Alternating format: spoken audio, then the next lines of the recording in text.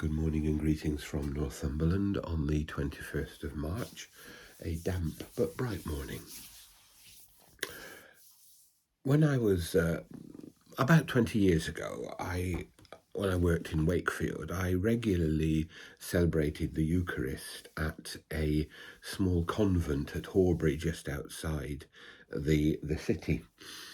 And sometimes I was confronted with the vestments were laid out to put on, and sometimes I was confronted with a simple chasuble with leaves on it, and the words were embroidered along the hem, "The leaves of the tree are for the healing of the nations."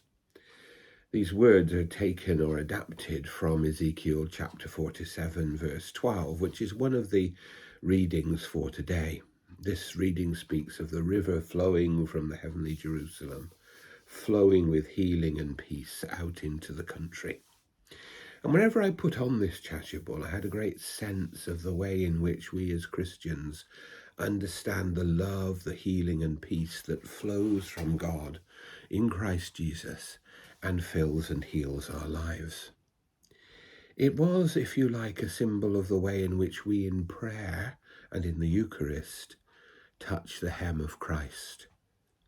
Today, the Church of England commemorates Thomas Cranmer, the author of the Book of Common Prayer, the 1549 and 1552 versions, but not quite of the 1662 version, but his English dominates it. As well as his Reformation ideas, Cranmer above all believed that prayer should be in the language of the people.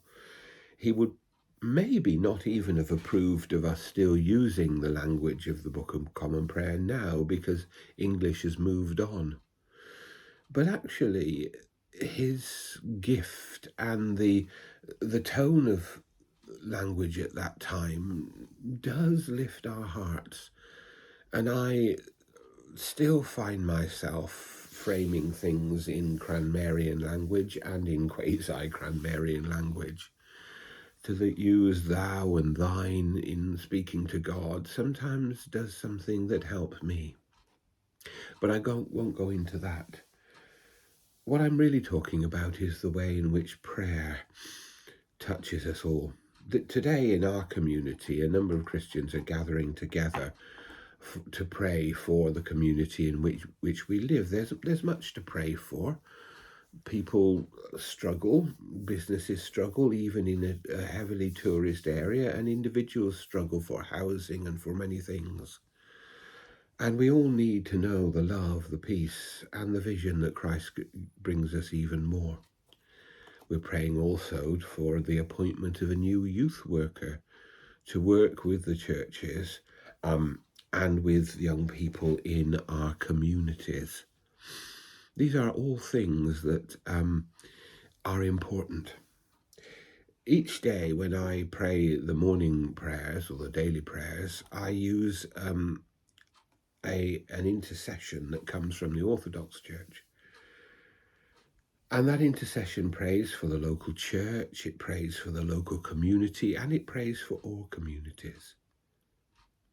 And actually, this day of prayer should reflect what we're doing all the time. That we're seeking to know and to do the will of God, and to invite Christ into our lives, into our communities. That the leaves of the tree which brings healing to the nations may bring healing to us. To move on, I'm going to go back to St. Patrick, who we celebrated last week. These words adapted from his Lorca, the prayer, attributed to him, but really in his honour. These are the words that are often used most of all. Christ be with me, Christ within me, Christ behind me, Christ before me, Christ beside me, Christ to win me, Christ to comfort and restore me. Christ beneath me, Christ above me, Christ in quiet, Christ in danger, Christ in hearts of all that love me, Christ in mouth of friend and stranger. May we know the healing that comes from God. May we know the peace that Christ brings.